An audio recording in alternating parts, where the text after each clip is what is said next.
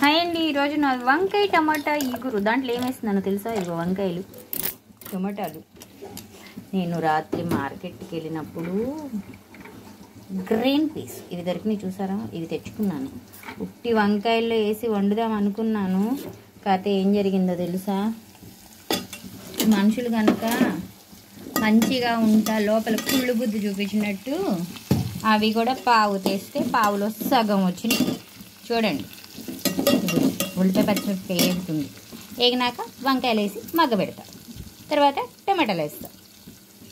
చూసారా? ఫస్ట్ వంకాయలు వేసేసా, తర్వాత టమాటా వేసా, తర్వాత గ్రీన్ పీస్. అప్పుడప్పుడు వచ్చేవి కదా ఇవి, కొంచెం వండుకొని తింటా ఉండండి, బాగుంటుంది. ఓకేనా?